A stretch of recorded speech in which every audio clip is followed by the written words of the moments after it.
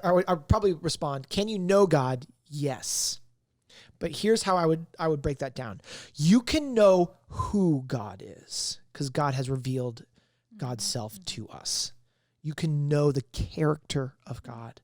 And by that, I mean how God interacts with God's self in the Trinity and how God interacts with his creation.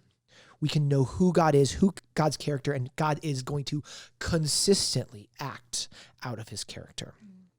Okay?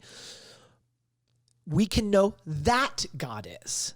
That we can know that God is first cause, like a lot of the classic theologians, that God is necessary to exist in the world. That just because, and this is the last one, but we can't know what God is. That is a mystery. We have no idea the intricacies of what God is, that we can comprehend that.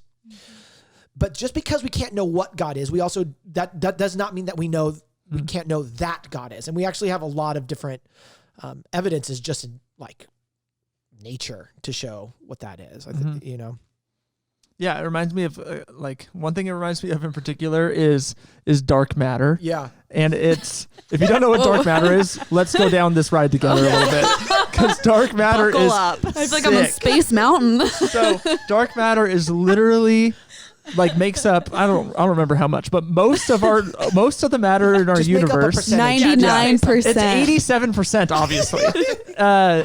And The it makes up excitement you have, you know. It makes up most of the matter in our universe, but no one knows what it is. Meaning they don't know what it looks like, what it's composed of, how it functions, why it's there. It's just there, and they know it's there because the math says it's there. It basically emits a gravitational pull that they know is coming from something, and they can't identify what it is.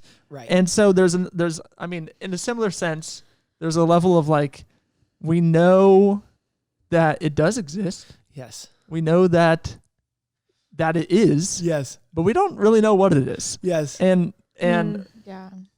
It fails a little bit in that we can't know who dark matter is. Yes. We can't know who God is. Yeah. That makes me why is Gamora?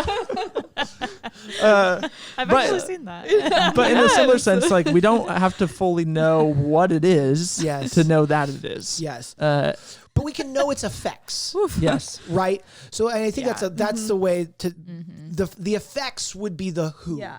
Right? That one of the analogies, which once again we'll break down, one of the best ones I've seen that was helpful was that God is like a fan.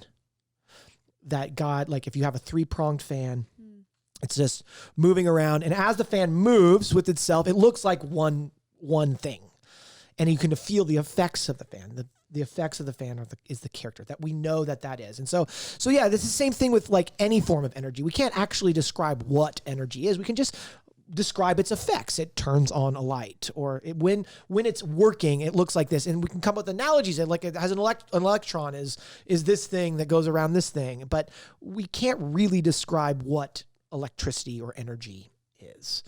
But also we can't. I don't actually know what any of you are in its entirety. I know who you are. But I don't know how your brain chemistry works. I don't know how your history works. I don't know how your history interacts with your brain chemistry. I don't know, all of that. Yeah. I know who you are, but I don't know the intricacies and beauty of what you are. Now, and that's just something that we can actually physically look at and dissect and then take that and multiply it times infinity and take it to the depths of eternity. And that's what we're trying to deal with when we're trying to talk about God, you know? Yeah.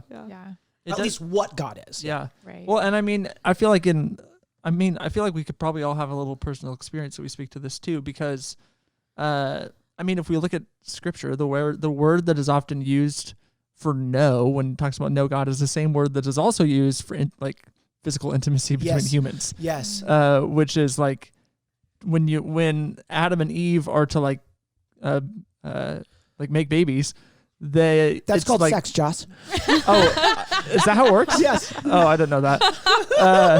But they know each other, and the same word is described as knowing God. Yes. That there's this level of intimacy that's Yes. occurring there that like we can experience, and I think that in my relationship with Jesus, that the way that I know that I can know God is partly from like, yeah, I know about him in Scripture, and I know about him from sermons and different informational aspects, but like ultimately it's like I feel an intimacy with my Creator that I can't even fully describe. Right. Like, but I know I feel, and I know what that is to me. Yes. And I know other people know what that feels like, but I don't even know if we can even fully tangibly say, well, this is exactly what that is for people. Yeah. Well, like C.S. Lewis says that I don't believe I don't believe in the sun because it dazzles me, but because rather I see everything else in its light.